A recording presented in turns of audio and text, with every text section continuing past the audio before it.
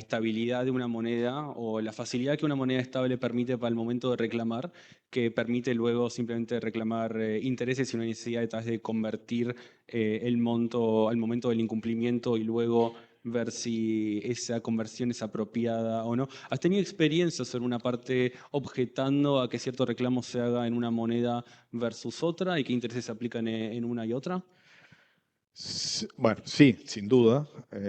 Es más, ha habido discusiones sobre que hay una moneda del contrato y de pronto viene un reclamo en una moneda distinta del contrato, precisamente tratando de proteger la obligación o proteger sobre todo el pago de los daños, ¿no?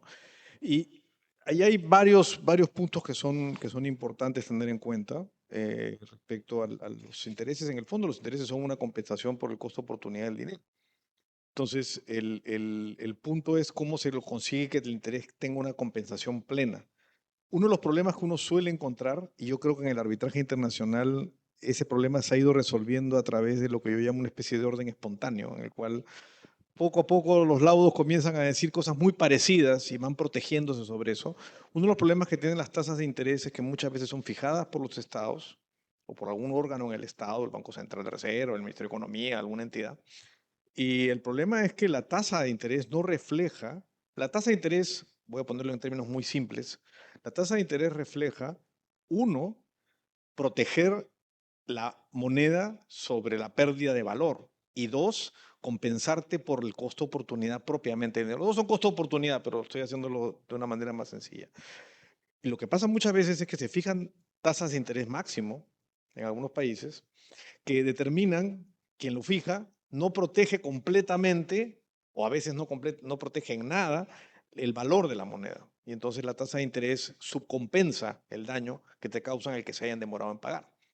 Entonces, ¿qué ha pasado en el arbitraje internacional?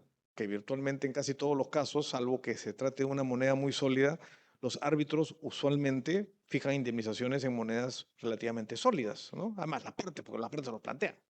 ¿No? Y le dicen, mira, señor, hagámoslo en dólares, por más que esto se contrajo en, no sé, la moneda de cualquier país, no voy a decir ninguno.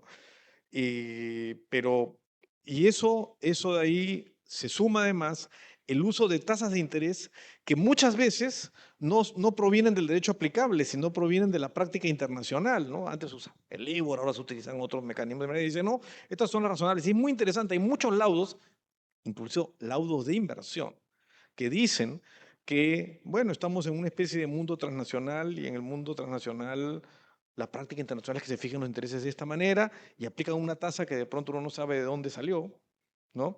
Pero la aplican y la dicen y hay muchísimos laudos de inversión y comerciales que aplican ese principio, ¿no? Entonces yo veo a los árbitros un poco reaccionando, como decía el ministro, al asunto de la justicia, ¿no?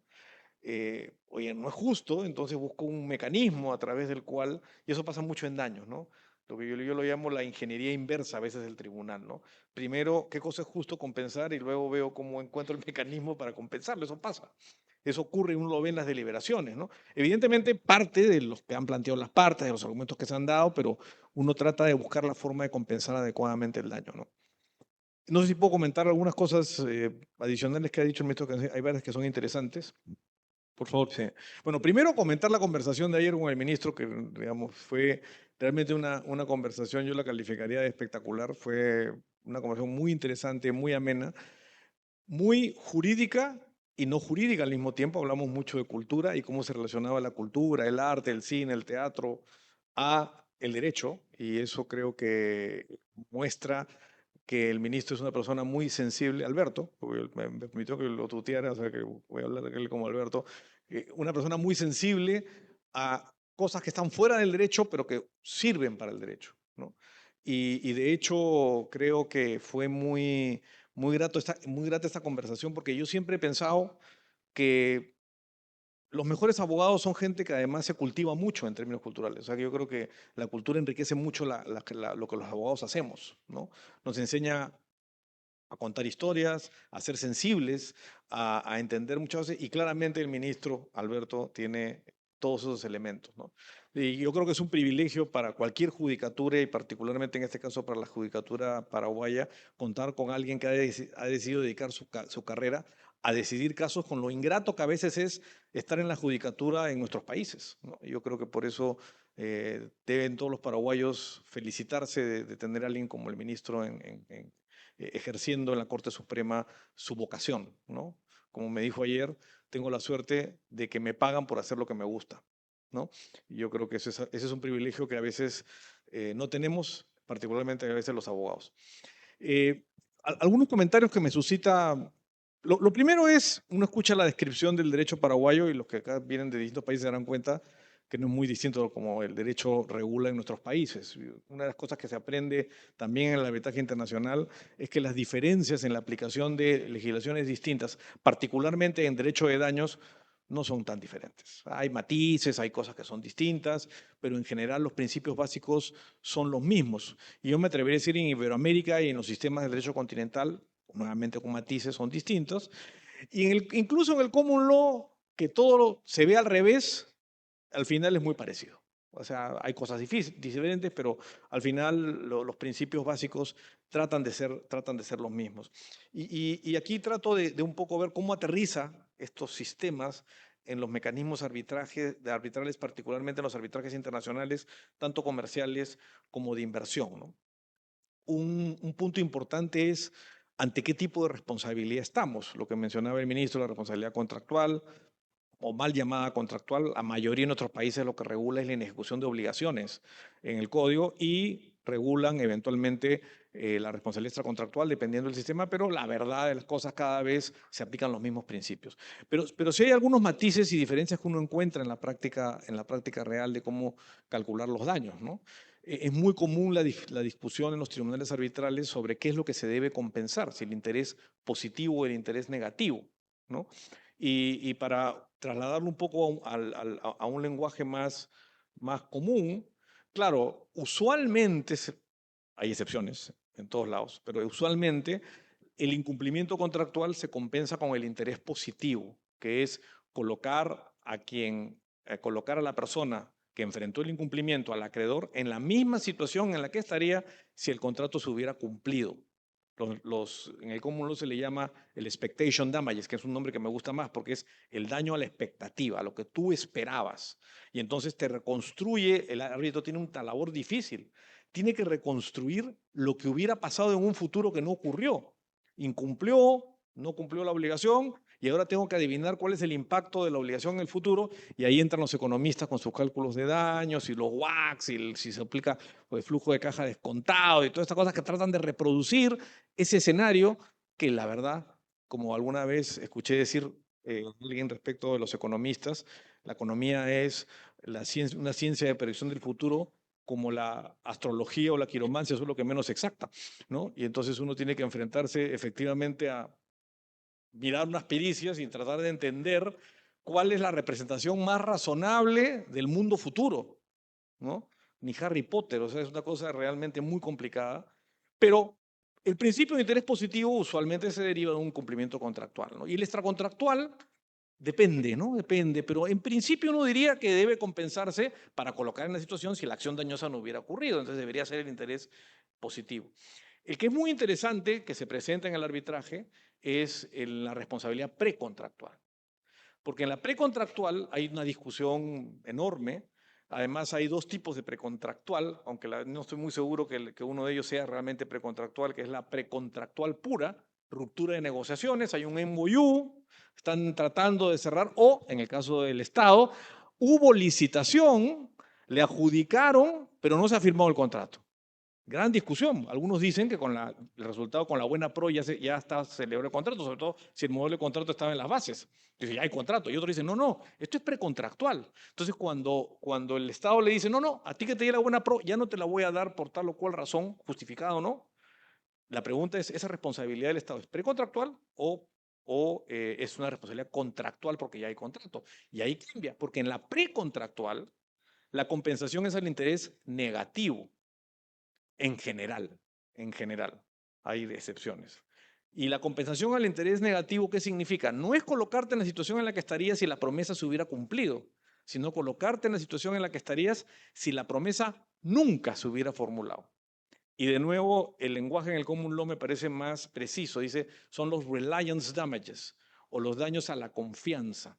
Yo La diferencia es, si tú me entregas un caballo para que corra en las carreras y no me lo, o sea, me tenías que entregarme un caballo y no me lo entregas, incumples el contrato, yo tengo derecho a interés positivo, a reclamarte los posibles premios que el caballo hubiera ganado en el futuro.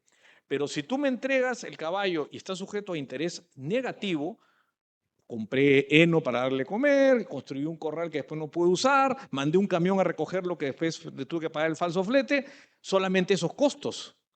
¿No? Y entonces ahí uno ve que hay una diferencia importante en cómo se aterriza. Y estos conceptos se discuten con distinta terminología en casi todos los arbitrajes. En casi todos los arbitrajes que se aplica, que se entiende por interés positivo, que se entiende por negativo, qué pasa si había una licitación, eso es precontractual, hay una primera distinción si eso es precontractual o contractual, a veces depende de los sistemas jurídicos, a veces no depende porque no dicen nada y no sabemos exactamente qué cosa es, si se aplican las reglas generales de contratos o se aplican muy típicamente los contratos en los MOUs o en los contratos preparatorios y ahí se discute a su vez si habiendo un contrato preparatorio, por ejemplo, una promesa de contratar, eso es contractual o extracontractual, si se aplica positivo o negativo.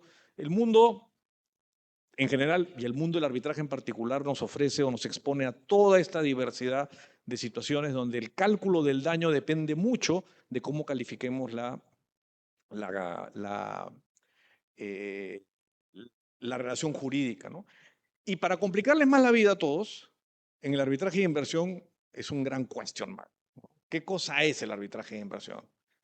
Claro, contractual, si estamos hablando de arbitraje bajo tratado, en estricto contractual no parece porque no hay un contrato, salvo que el incumplimiento se base en un contrato, pero esa es la responsabilidad del contrato, pero estamos hablando de la responsabilidad internacional del Estado. Entonces, ¿ahí qué se aplica? Y ahí ustedes verán que esta discusión de interés negativo o positivo entra, pero por otra puerta, entra por otro lado. A veces entra porque yo me enfrento a un caso en el que es imposible saber qué hubiera pasado. El típico ejemplo en el arbitraje de inversión, también, paréntesis, también ocurren cosas parecidas en los arbitrajes comerciales, pero en el arbitraje de inversión, ¿qué pasa con un greenfield? Si yo tengo una concesión minera y he hecho 3 perforaciones, y en las 3 perforaciones que he hecho, he encontrado que una de las brocas chocó con una veta de oro. Tengo algo abajo, no tengo este derecho. ¿Pero cuánto? O sea, ¿por dónde va la veta? Es de repente la veta es de este tamaño y justo tuvieron la suerte que la atravesó. O de repente la veta es una cosa enorme y toda la montaña está llena de oro. ¿Cómo se sabe eso? Y cuando uno enfrenta casos así de inversión donde alguien reclama que le compensen por todo el daño, los tribunales, dependiendo del tipo de negocio, no es inusual que vayan por el interés negativo. Y digan, no, no, los costos incurridos. ¿Cuánto te costó hacer la broca? Eso es lo que tienes que recuperar. El daño a la confianza, porque tú hiciste esto con la promesa de que el Estado implícita, a través del tratado, de que te iba a dar un trato justo y que cuando te la quitan por una razón ambiental injustificada, o una expropiación o algo por el estilo, te han afectado. Pero eso no necesariamente pasa en todos los casos, ¿no? Ayer hablábamos de las renovables, de los temas eléctricos, de las generaciones renovables, de energía renovable, y ahí veíamos que en la mayoría de los casos se ha dado interés positivo. Es decir, cuánto iban a ganar las empresas. Y usualmente, y esto es lo más interesante, con toda la discusión jurídica que podemos hacer, la verdad, lo que suele pasar es con cuánta información cuenta el tribunal. Y si no cuenta con información suficiente para calcular el daño futuro, que tiene que ver justo con estas normas que están en casi todos los códigos civiles, que le permiten al juez hacer el cálculo según su leal saber y entender, basándose en que el daño se ha probado, pero no se sabe la cuantía, uno podría decir, bueno, debería aplicarse algo parecido. No necesariamente se aplica. Y como el mundo del arbitraje de inversión, como yo siempre digo, es un mundo de muchas piezas de rompecabezas, como veíamos más temprano, la verdad, saber cuál es la pieza que se aplica no es tan sencillo. Y eso genera una serie de discusiones muy interesantes sobre daños. Un último punto, y con eso dejamos para escuchar al ministro, que creo que es la persona más importante para escuchar sobre su experiencia y sobre cómo funciona esto, el derecho de daños en general desde la perspectiva judicial. Ayer Huáscar Escurra explicaba sobre todos estos asuntos de persuasión y los sesgos psicológicos que existen. En daños se presentan muchos sesgos psicológicos que se pueden identificar con relativa facilidad. Y les voy a poner algunos ejemplos notables de experimentos hechos por neurocientíficos o psicólogos que muestran cómo impactan ciertas cosas en cómo los árbitros reaccionan, o los jueces. Por ejemplo, el uso de las palabras. Parece mentira, pero el uso de las palabras tiene un impacto. hay un experimento que a mí me gusta mucho citar de Elizabeth Loftus, que es una psicóloga, que le pasan a un conjunto de personas un video de un automóvil circulando que choca con otro automóvil. Y luego traen a personas que han visto el video y les hacen la siguiente pregunta. ¿A qué velocidad venía el automóvil? Y la pregunta es igual, pero lo que cambia es una palabra. ¿A qué velocidad venía el automóvil cuando contactó al otro automóvil? ¿A qué velocidad venía el otro automóvil cuando rozó ¿A qué velocidad venía cuando lo impactó? ¿A qué velocidad venía cuando chocó? ¿A qué velocidad venía cuando lo destrozó? Interesante, las velocidades percibidas eran distintas según la palabra con la que se pregunta. ¿Por qué? Porque condicionas. Entonces, ¿qué ocurre? Cuando haces un cálculo de daño, las palabras que puedas utilizar frente a un tribunal pueden sugestionar al tribunal sobre el monto de daños que tiene que dar. El monto de daños que tiene que dar. Hay otro ejemplo notable, que esto todos los abogados lo conocen intuitivamente, pero psicológicamente está demostrado, se llama el anclaje. ¿Qué es el anclaje? El efecto que tiene un número en el razonamiento de una persona. Anclas a la persona al número. Y este experimento lo he hecho yo no porque a mí se me ocurrió, sino porque quise verificar si era correcto el impacto que esto tenía y efectivamente verifiqué con abogados de arbitraje sofisticados. Iba a dar una charla, les mandé un correo y les mandé un caso. Era un caso muy sencillo. Un automóvil, un camión atropella a un niño y lo deja inválido. Entonces, está claro que lo vas a declarar responsable, eso ya está fuera de discusión. La única discusión es el monto que le vas a dar. En la jurisdicción donde tiene que darse este cálculo de daños, tienes que, es permitido dar daño punitivo. Se puede dar daño punitivo para que no tengas el límite legal. Esa es la información general del caso. A un grupo, a la tercera parte del salón, le mandé la pregunta como la acabo de describir. Al segundo grupo, le mandé exactamente el mismo caso, pero le añadí un dato adicional. Las cortes suelen dar indemnizaciones de $200,000 en casos similares, pero no son precedentes de observancia obligatoria, son simplemente referentes. Le digo así, suele resolver la jurisprudencia. Tercer caso, el camión del perpetrador del daño vale $8,000. ¿No? Para mi sorpresa, no, mi sorpresa porque he visto experimentos parecidos. En el primer caso, que se llama el grupo de control, no había ningún factor, no había ningún número. La indemnización que dieron fue $120,000 promedio. Al grupo al cual se le dijo que las cortes solían dar estos casos, $300,000. O sea, fijaron por encima. ¿No? Perdón, al revés. Fijaron por debajo, se bajaron, se pegaron mucho, pero por encima a la frase. Pero lo más interesante, al grupo que se le dijo que el camión valía $8,000, ¿qué relevancia tiene el valor del camión para el cálculo de daños? Ninguna. La indemnización, $50,000. El número ancla es increíble, y esto lo he visto en varios experimentos y funciona así. Y el último ejemplo que les voy a poner, este también lo hice en clase, con los alumnos de la clase, y es, fuimos a varias clases y les hicimos una pequeña encuesta sobre qué indemnización pondrían a un caso pequeñito.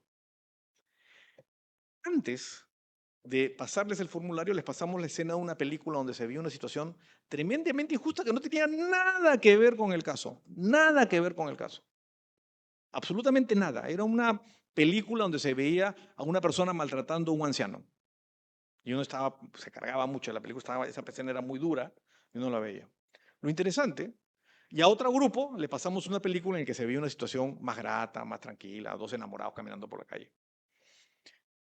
El cálculo indemnizatorio cuando llenaron el formulario de la pregunta que le hicimos, que era otro caso, era mucho mayor la indemnización en los que habían visto la película donde se estaba maltratando a alguien que en la película donde habían visto una escena grata.